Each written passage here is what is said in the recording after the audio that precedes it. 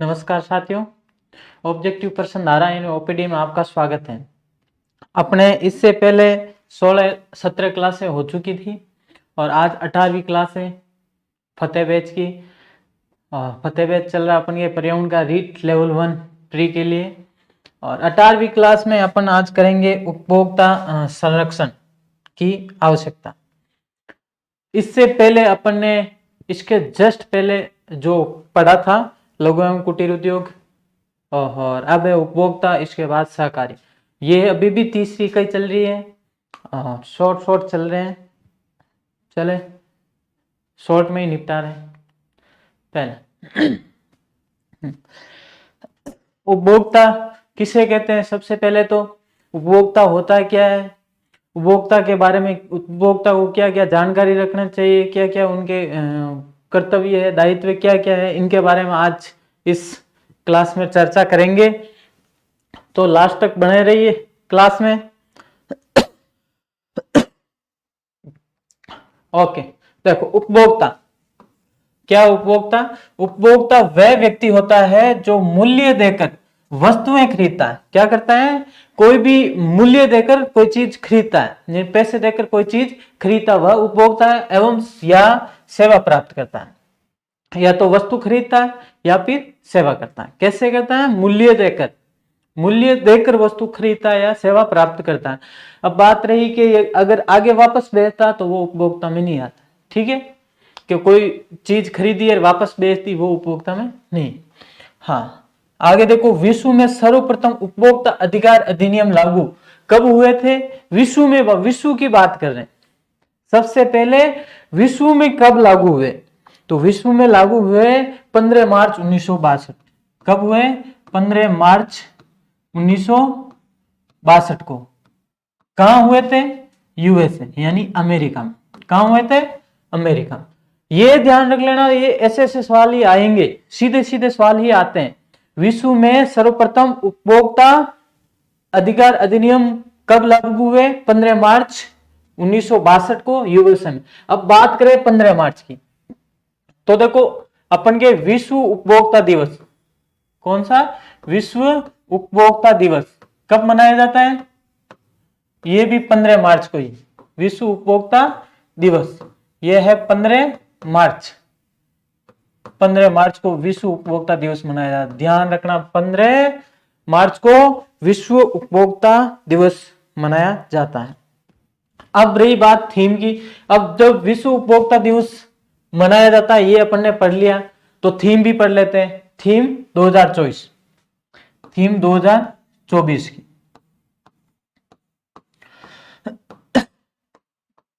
यहां ध्यान रखना, किसकी थीम है? विश्व उपभोक्ता दिवस की। विश्व उपभोक्ता दिवस मनाया कब जाता है? 15 मार्च को। कब मनाया जाता है?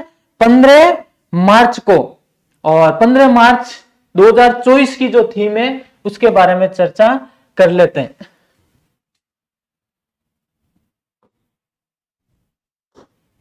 पंद्रह मार्च, ये सवाल आने लायक है, इसलिए ये बार बार कर रहा हूं।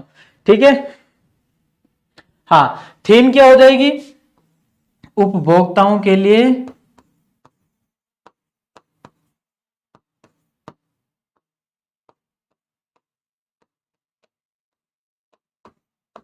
निष्पक्ष व जिम्मेदार एआई। निष्पक्ष व जिम्मेदार एआई।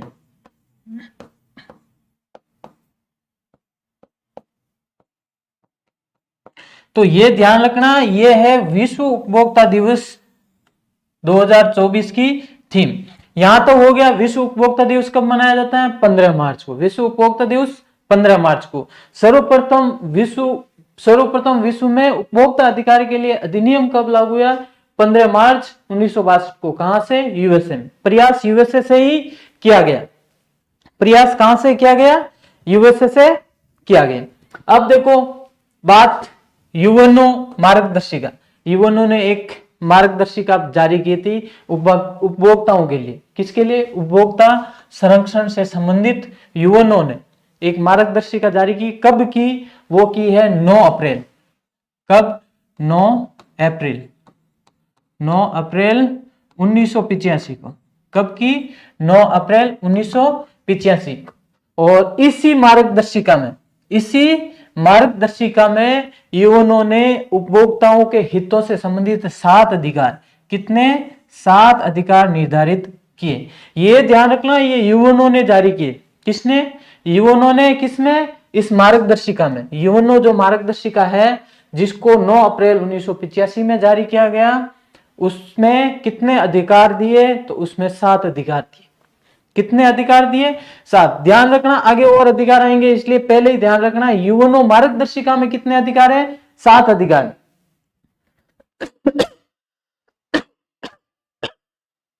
हाँ, पहला कौन सा है? सूचना का अधिकार। पहला कौन सा अधिकार है? सूचना। यानी अपन सूचना ले सकते हैं।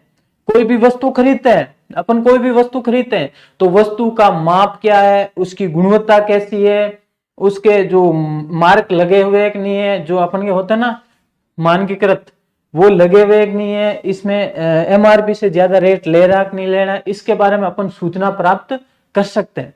अपन सूचना प्राप्त कर सकते हैं। ये है पहला किसका? सूचना का अधिकार।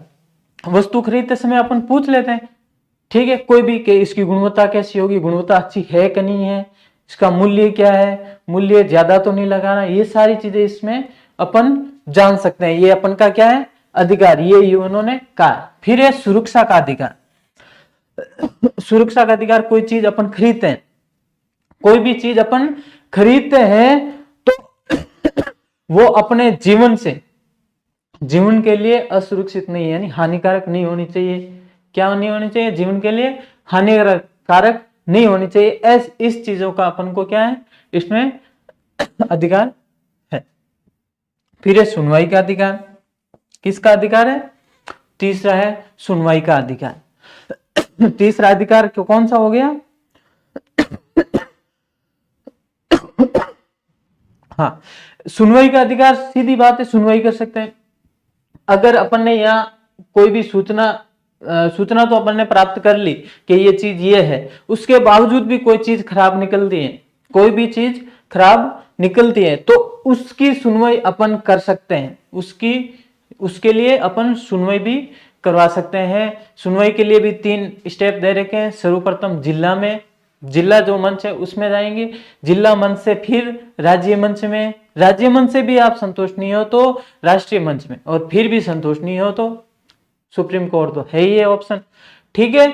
तो क्या है, अपन को अगर अपने वस्तु से संबंधित कोई खराब चीज आ गई तो क्या होगा? सुनवाई भी अपन कर सकते हैं। फिर है वस्तु और सेवाओं का चयन का अधिकार। ये ध्यान रखना, चयन का अधिकार। अपन क्या है, कोई दुकान पे गए, कोई भी दुकान पे जाते हैं, बहुत सारी वस्तुएं पड़ी है, तो उसमें से अपन चयन कर सकते हैं।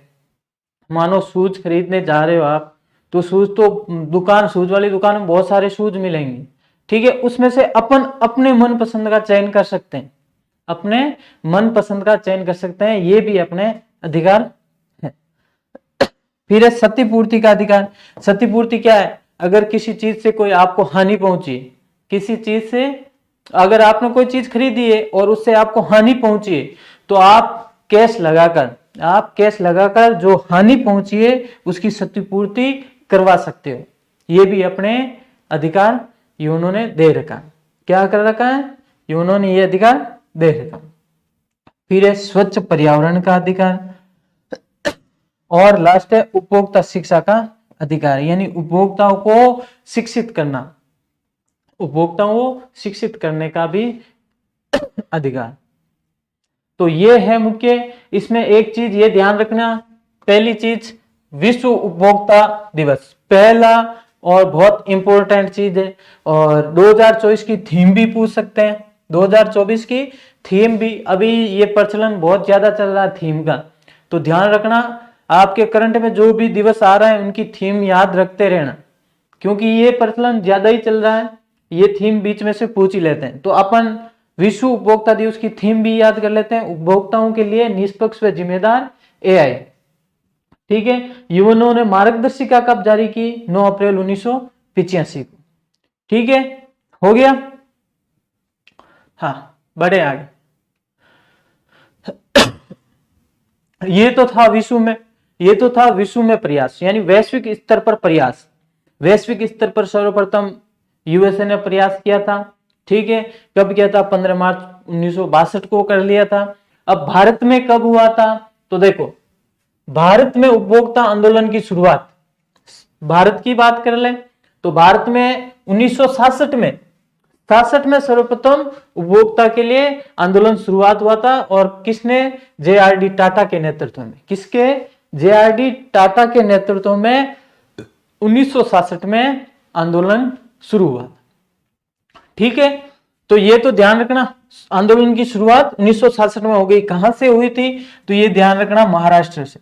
कहां से हुई थी? महाराष्ट्र। महाराष्ट्र से शुरू हुई थी उपभोक्ता आंदोलन की शुरुआत। अब है अधिनियम, उपभोक्ता संरक्षण अधिनियम 1986। उपभोक्ता संरक्षण अधिनियम 1986 भारत में पहला यही आया था। ये कानून कब बना? कानून बना 24 दिसंबर। कब बना? 24 दिसंबर 1986 को। कब बना? 24 दिसंबर 1986 को। और किसकी पहल पर बना था? तो वो है राजीव गांधी।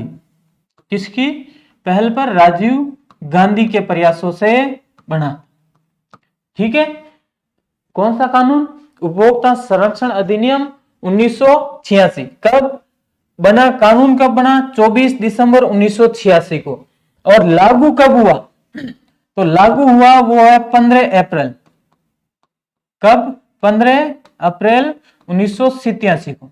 15 अप्रैल 1987 को ये लागू हुआ था। हो गया।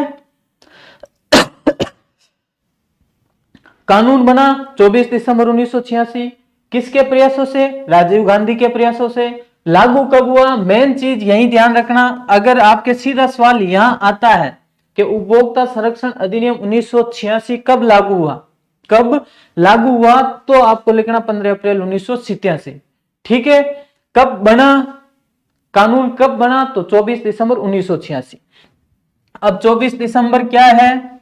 तो देखो, अपने भारत में राष्ट्रीय उपभोक्ता दिवस, राष्ट्रीय उपभोक्ता दिवस।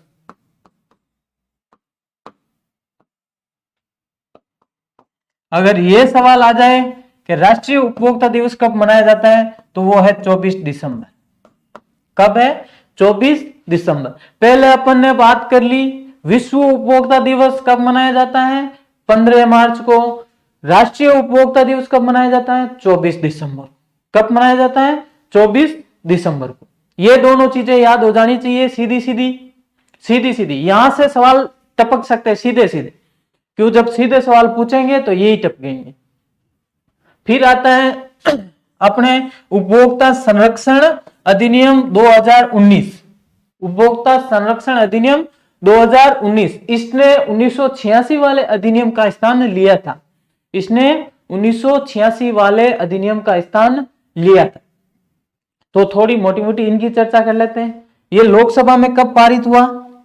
बात करते हैं लोकसभा में कब पारित हुआ। तो लोकसभा में पारित हुआ 30 जुलाई को। कब पारित हुआ? 30 जुलाई 1986 को। 30 जुलाई 30 जुलाई 2019, सॉरी 1986 याद। ठीक है, अब है लोकसभा में 30 जुलाई 2019 को पारित हुआ। तो राज्यसभा में कब पारित हुआ? राज्यसभा में पारित हुआ ये 6 अगस्त 2019 को। कब? 6 अगस्त 2019 को लोकसभा में पारित हुआ। कब? 30 जुलाई 2019। राज्यसभा में पारित हुआ 6 अगस्त 2019। अब जाएगा राष्ट्रपति के पास साइन करने के लिए। राष्ट्रपति की मंजूरी जरूरी है, तो राष्ट्रपति ने मंजूरी कब दी? वो दी है 9 अगस्त को। 9 अगस्त 2019 को। यहां तक ध्यान रख लेना। अब आता सबसे इंपॉर्टेंट बात। अगर यहां सीधी सीधी सवाल पूछे तो यहां राष्ट्रपति ने कब मंजूरी दी ये पूछे। राष्ट्रपति ने कब मंजूरी दी? तो 9 अगस्त 2019 को। यहां तक हो गया। अब बात है लागू कब हुआ। सबसे इंपॉर्टेंट बात, सबसे इंपॉर्टेंट बात यहां आती है कि यह अधिनियम लागू कब हुआ। तो लागू हुआ वो है 20 जुलाई को। कब? 20 जुलाई 2020 को, 20 जुलाई 2020 को यह अधिनियम लागू हुआ। यहां हो गए दोनों अधिनियम। उपभोक्ता संरक्षण अधिनियम 1986, सीधे सीधे सवाल पूछे तो कब कानून बना? 24 दिसंबर 1986। लागू कब हुआ? 15 अप्रैल 1987। अब पूछे कि राष्ट्रीय उपभोक्ता दिवस कब मनाया जाता है, तो आपने 24 दिसंबर, सीधा 24 दिसंबर आ जाएगा। और फिर है उपभोक्ता संरक्षण अधिनियम 2019 कि लोकसभा में कब पारित हुआ? 30 जुलाई 2019 को, राज्यसभा में 6 अगस्त, और लोकसभा में 6 अगस्त, राज्यसभा में 9 अगस्त। और लागू कब हुआ? इंपॉर्टेंट बात यही है, लागू कब हुआ? 20 जुलाई 2020 को। हो गए क्लियर? चलो बढ़े आगे।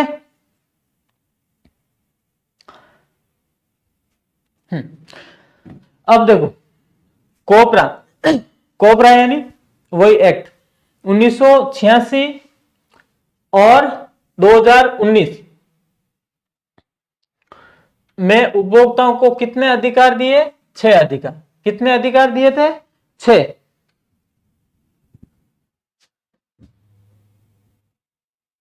हाँ, कितने अधिकार दिए? 6 अधिकार। अपन ने इससे पहले पढ़ा था यूएनओ, यूएनओ मार्गदर्शिका में 7 अधिकार। कितने? यूएनओ जो मार्गदर्शिका थी उसमें 7 अधिकार दिए थे और यहां पर 6 अधिकार। किसमें? कोपरा एक्ट 1986 व 2019 में। ठीक है? और हाँ, कौन सा? पहले सूचना का अधिकार है, यानी अपन सूचना प्राप्त कर सकते हैं उनसे, वस्तुओं की गुणवत्ता के बारे में, कोई भी चीज हो उसके बारे में सूचना प्राप्त करने का अपन को अधिकार है। वहां जो दुकानदार है वो अपन को किसी चीज के लिए मना नहीं कर सकता। ठीक है? फिर ये चुनाव का अधिकार, यानी अपन इतनी सारी जो विविध प्रकार की सामग्री है, जो वस्तुएं हैं या सेवा है, उनमें से अपन चयन कर सकते हैं, उसमें से अपन एक का चयन कर सकते हैं। ठीक है? फिर है सुरक्षा का अधिकार। सुरक्षा कोई ऐसी वस्तु या ऐसी चीज है यानी जो अपन के स्वास्थ्य पर प्रभाव डालती है, जो अपने स्वास्थ्य पर प्रभाव डालती है, उनसे अपन सुरक्षा करवा सकते हैं, ऐसा भी अपन को अधिकार है। फिर सुनवाई का अधिकार। कौन सा? सुनवाई का अधिकार भी है, अपन सुनवाई भी कर सकते हैं। अगर अपन के साथ कुछ हानि हुई है तो अपन क्या है, उसकी सुनवाई भी कर सकते हैं। शिकायत समाधान का अधिकार और उपभोक्ता शिक्षा का अधिकार, ये उसमें भी थे, इसमें भी। ठीक है? फिर है कोपरा एक्ट 2019 के मुख्य प्रावधान क्या क्या थे? इनमें से भी सवाल सीधा सीधा बनेगा। कोपरा एक्ट 2019 के मुख्य प्रावधान क्या क्या थे? तो पहला ही प्रावधान क्या है? केंद्रीय उपभोक्ता संरक्षण प्राधिकरण यानी सीसीपीए का गठन किया गया। किसका? केंद्रीय उपभोक्ता संरक्षण प्राधिकरण सीसीपीए का गठन किया गया। मुख्यालय कहां है? नई दिल्ली। मुख्यालय नई दिल्ली।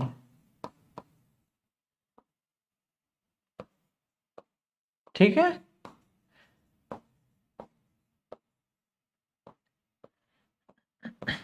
और इसका काम क्या है? ये जो प्राधिकरण, इसका गठन क्या है, इसका काम क्या होगा? ये जो कोपरा एक्ट 2019 है, इसकी ये मॉनिटरिंग करेगा। इसकी क्या करेगा? मॉनिटरिंग करेगा कि इसमें क्या क्या कमियां हैं, वो सारी चीजें इसमें कौन करेगा? वो सीसीपीए। कौन करेगा? सीसीपीए। फिर देखो इसमें कहा गया, क्या कहा गया? ऑनलाइन व ऑफलाइन व्यापार दोनों को इस अधिनियम में शामिल किया। पहले ऑफलाइन ही था, लेकिन 2019 वाले जो अधिनियम है इसमें ऑनलाइन को भी शामिल कर दिया। कि क्या कर दिया? ऑनलाइन व्यापार भी अगर आप करते हो और आपके साथ कोई फ्रॉड होता है तो भी वो भी इस एक्ट के दायरे में आएगा, वो भी इस एक्ट के दायरे में आएगा। फिर ई कॉमर्स कंपनियां अब इसके दायरे में रहेगी। ई कॉमर्स कंपनियां अपन के चल रही है कौन सी? अमेजन और फ्लिपकार्ट। कौन सी? अमेजन और फ्लिपकार्ट।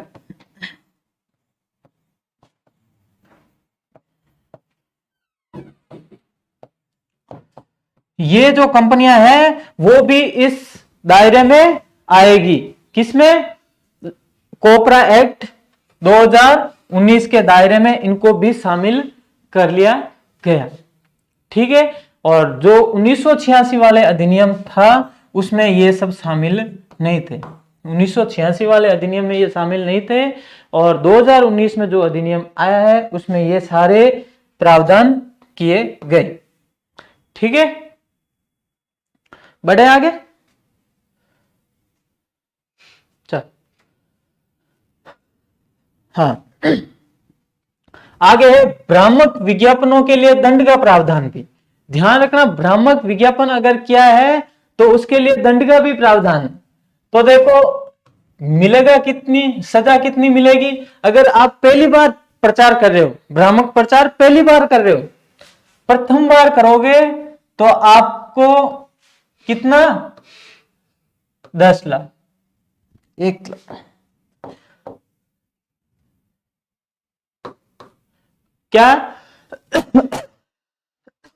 अगर आप प्रथम बार कर रहे हो प्रचार तो 10 लाख है। कितनी राशि? 10 लाख की राशि होगी और 2 साल की सजा। वह 2 साल की सजा भी हो सकती है प्रथम बार। अगर आप प्रथम बार भ्रामक प्रचार कर रहे हो किसी का, तो ये जो अभी आपने पढ़ा था सीसीपीए, वो आपको दंडित कर सकता है। कितनी सजा मिलेगी? 2 साल की सजा है और या फिर 10 लाख का जुर्माना। अगर आपने दूसरी बार सेम हरकत कर ली, कितनी बार? दूसरी बार की है, तो दूसरी बार 10 लाख नहीं है बंदे, सीधे ही 50 लाख, सीधे ही 50 लाख। ये 50 लाख का जुर्माना होगा या फिर 5 साल की सजा, या फिर 5 साल की सजा होगी। यह है प्रावधान। किसके लिए?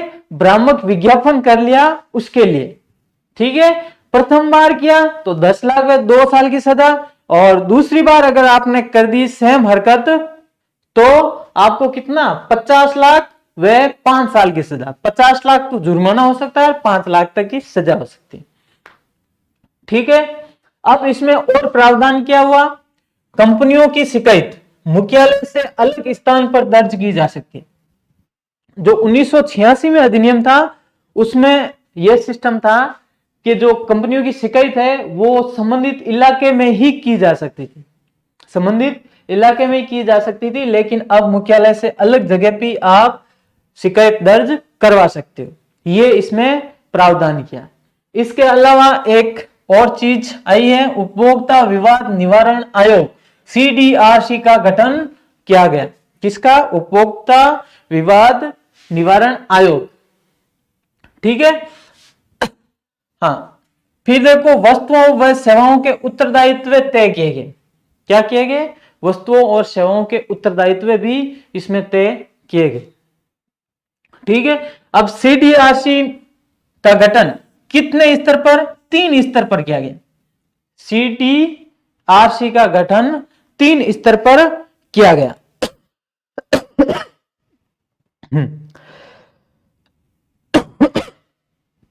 पहला है जिला स्तर। पहला कौन सा स्तर है? जिला स्तर। और जिला स्तर पर कितनी राशि? अगर वस्तुओं व सेवाओं का मूल्य, अगर वस्तुओं व सेवाओं का मूल्य कितना हो?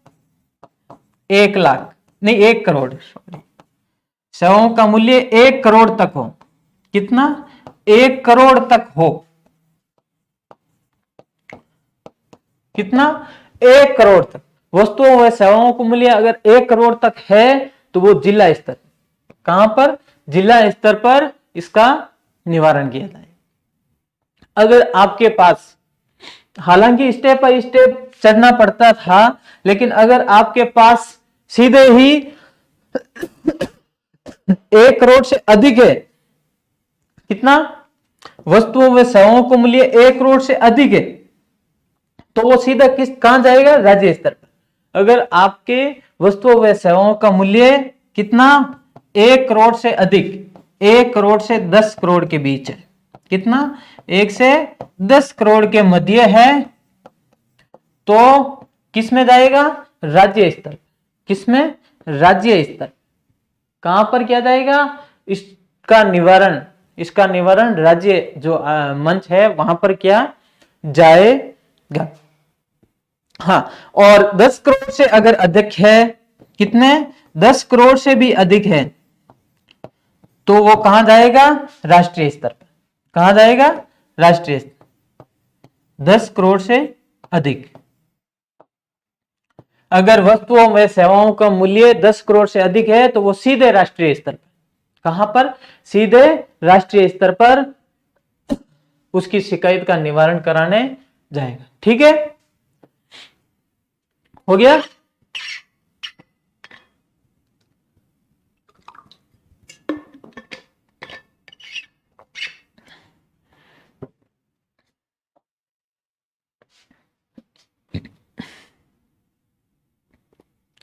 चलो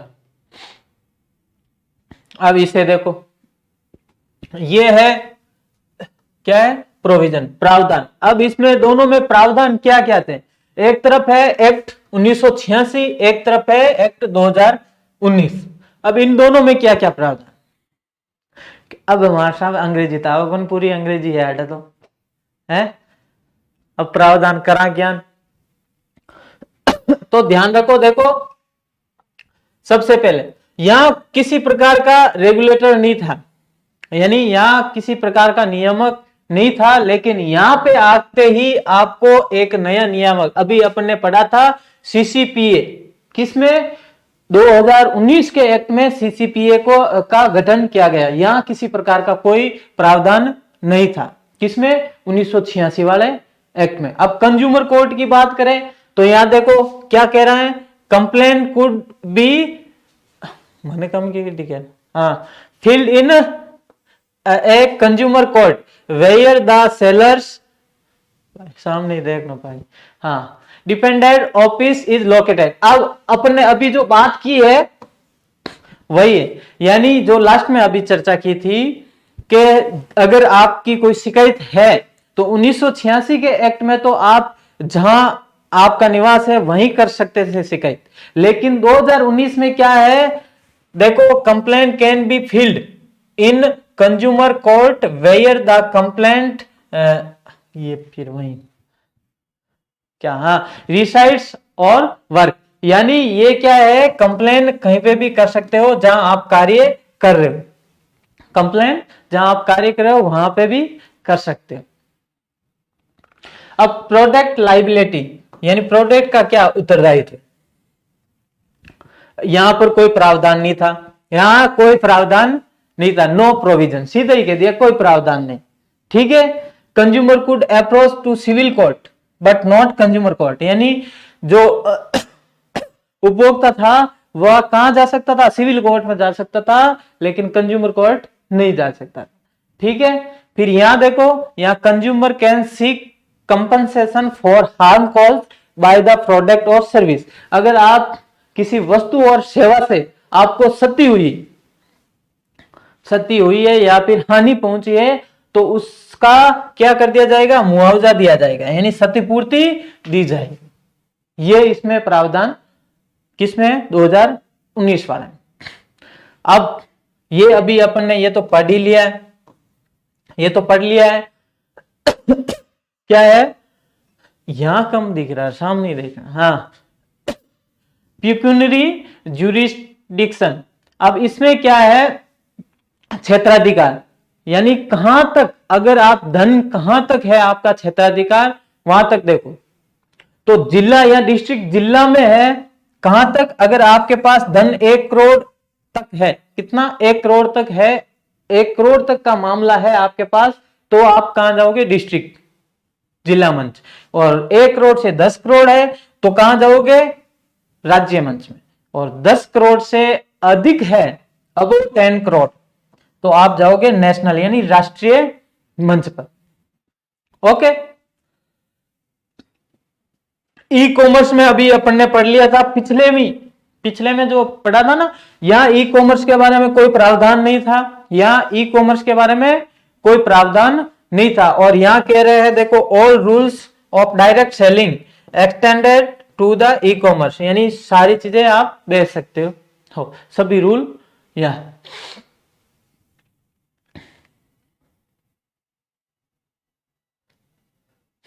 और आगे है मध्यस्थता। हाँ, क्या है मध्यस्थता?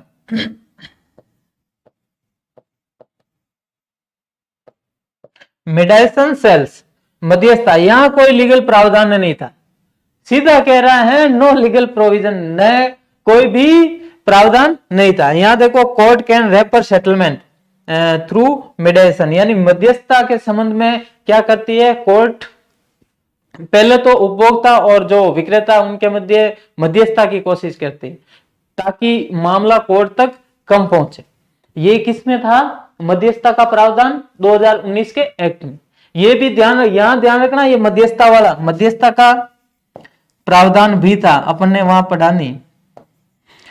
कहा मध्यस्थता? कोर्ट चाहती थी कंज्यूमर कोर्ट के बीच में उपभोक्ता और जो विक्रेता उनके बीच में क्या कर दिया जाए? मध्यस्थता कर दी जाए ताकि मामला बीच में निपट जाए, ठीक है, और कोर्ट तक केस नहीं पहुंचे, ठीक है। बढ़े आगे, नेक्स्ट। हाँ, उपभोक्ता शोषण के कारण क्या है? किस कारण से उपभोक्ताओं का शोषण हो रहा है? अपन के यही पार्ट है, यही चैप्टर है। तो देखो, सबसे पहले मांग की पूर्ति में असंतुलन। क्या है? मांग की पूर्ति में असंतुलन। आजकल क्या जनसंख्या की वृद्धि हो रही है, जनसंख्या की वृद्धि हो रही है और प्रोडक्ट अगर कम है और जनसंख्या के अनुपात में प्रोडक्ट नहीं है तो मांग क्या होगी? बढ़ेगी, मांग बढ़ेगी। आपके पास कोई भी वस्तु या जो सर्विस है वो है आपके पास 100 और आपके पास लेने वाला जो उपभोक्ता है वो आ गए 200, उपभोक्ता आ गए मानो 200, तो क्या होगी? मांग बढ़ेगी। क्या होगी? मांग बढ़ेगी। जैसे ही मांग बढ़ी तो यहां पर क्या हो जाएगी? रेट सीधी बढ़ा देंगे। क्या कर देंगे? रेट बढ़ा देंगे। यही होता है। तो यह है क्या है? मांग की पूर्ति में असंतुलन के कारण उपभोक्ताओं का शोषण हो रहा है, ठीक है। नंबर 2 बात, एकाधिकार। क्या है? एकाधिकार। कोई भी ऐसी कंपनी या फैक्ट्री है जिसका उस क्षेत्र में एकाधिकार है, इसके अलावा कोई भी दूसरी फैक्ट्री या कंपनी उस क्षेत्र में नहीं है, तो वो अपनी मर्जी से उस उत्पाद का दाम लगाती है, अपनी मर्जी से उत्पाद का दाम बढ़ाती है, कम करती है। तो ये क्या है? क्षेत्राधिकार, इसका भी प्रभाव पड़ता है। 3 नंबर है अशिक्षा। क्या है? हर उपभोक्ता शिक्षित नहीं है, हर उपभोक्ता शिक्षित नहीं है, इसका भी प्रभाव क्या है? उनके शोषण पर पड़ता है। क्यों? क्योंकि अगर उपभोक्ता शिक्षित नहीं है तो सामने वाला रेट बढ़ाकर, क्योंकि जो शिक्षित नहीं है वो एमआरपी चेक नहीं करता, एमआरपी चेक नहीं करते, वस्तु की क्वालिटी चेक नहीं करते हैं, ठीक है, ऐसी चीजें वो चेक नहीं करते हैं। इसलिए क्या है? इसके कारण भी उपभोक्ताओं का शोषण हो रहा है। फिर उपभोक्ता की उदासीनता, सबसे ज्यादा तो यही है। आगे, उपभोक्ताओं के कर्तव्य क्या है? कर्तव्य पढ़ते, यहां तक हो गया। हाँ, उपभोक्ता को अपने सभी लेन देन ईमानदारी से करने चाहिए। कोई भी लेन देन करें, क्रय विक्रय, वो क्या? ईमानदारी से करने चाहिए। उन्हें अपनी समस्त खरीदारी का भुगतान करना चाहिए। ये बात तो बढ़िया है, जो भी आपने चीज खरीदी है उसका भुगतान करो, उसका भुगतान करो। आगे, माल क्रय करने से पूर्व वस्तुओं व सेवाओं के बारे में संपूर्ण जानकारी प्राप्त कर लेनी। ये बहुत अच्छी लाइन, क्योंकि अगर आप कोई चीज खरीदते हो उसके बारे में संपूर्ण जानकारी पहले से आप प्राप्त करके आओ, पहले से आप संपूर्ण जानकारी ले लो, उसके बाद में ही उस चीज को खरीदो। ऐसे नहीं कि खरीदने के बाद अपन को लगे कि ये प्रोडक्ट बेकार है, ये ऐसा है, तो इससे पहले क्या? उसके बारे में जानकारी ले लो और उसके बाद ही उसको खरीदो। ये किसका कर्तव्य है? उपभोक्ता का ही कर्तव्य है। फिर देखो, गुणवत्ता के प्रति आश्वस्त होने के लिए मानकीकरण चिन्हों वाले उत्पाद खरीदने चाहिए। यानी आपको जो मानकीकृत चिन्ह है, जैसे अपन के यहां दे रखे, क्या है? आईएसआई का मार्का होता है, वो होना चाहिए। एक मार्क है एफपीओ है, हॉलमार्क है, और FSSAI है, ये अगर चिन्ह है तो ऐसे चिन्हों वाले ही खरीदने चाहिए। यानी ये क्या है, उत्पाद मानकीकृत है। ठीक है, अब उत्पाद कौन कौन से हैं, देखो कौन से चिन्ह है, ये है अपने मानकीकृत चिन्ह। सबसे पहले ISI, क्या है, ISI वाला। अगर ऐसा चिन्ह दे रखा है तो अपने उत्पाद की गुणवत्ता अच्छी है ना। FPO, ये तो फलों से संबंधित, फलों के उत्पादन, किसके, फलों के उत्पादन पर आएगा FPO का। ठीक है, ये है एग मार्क का, ये किसका है, एग मार्क, किसका है, एग मार्क, ये है एग मार्क चिन्ह। ठीक, ये है इको, क्या है, इको वाला। और ये है वुल मार्क, कौन सा है, वुल मार्क। वुल मार्क होता ना ऊन से संबंधित, किसके, ऊन प्राधिकरण आयोग ने ये जारी किया था। आप ऊनी वस्त्र खरीदते हो ना, उसके ऊपर ये चिन्ह अगर है तो वो प्रमाणीकृत प्रोडक्ट है। और ये हॉलमार्क का, कौन सा, हॉलमार्क। तो ये है प्रमाणीकृत चिन्ह, ऐसे चिन्ह देकर खरीदने चाहिए।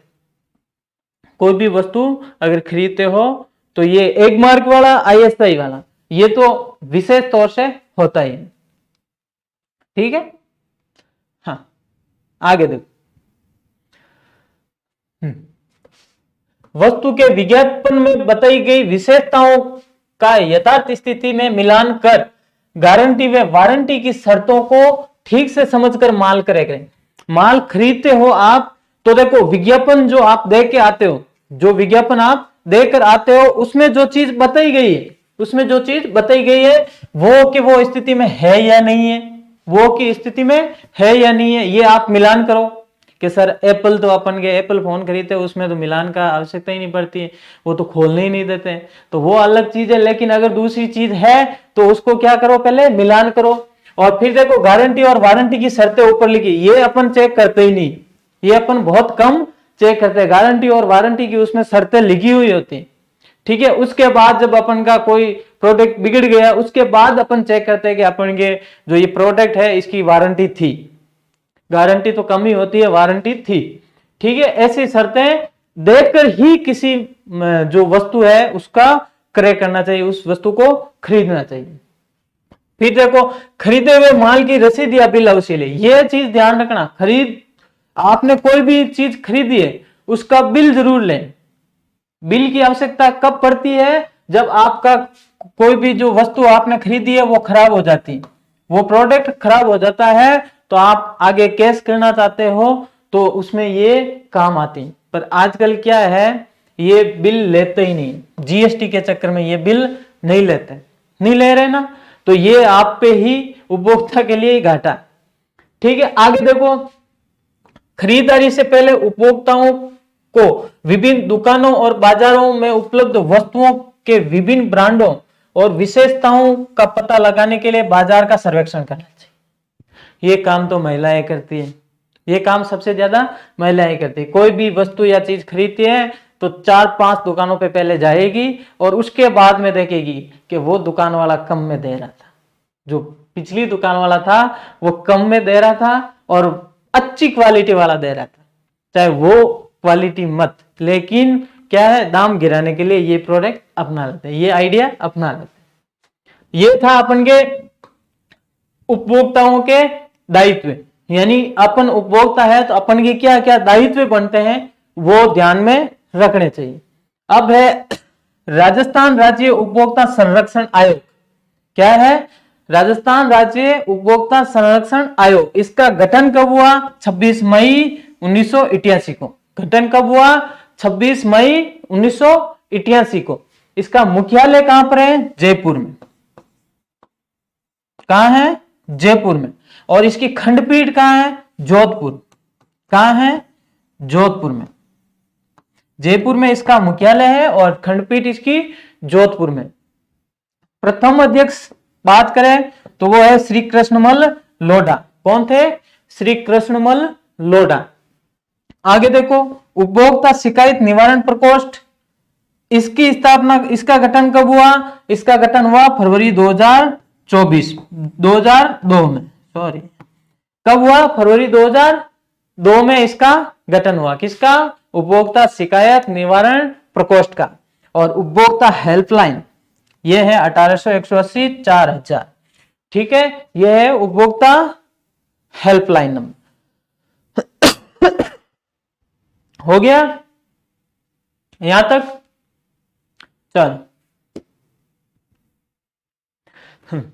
तो आज की क्लास से अपने हो गई कंप्लीट।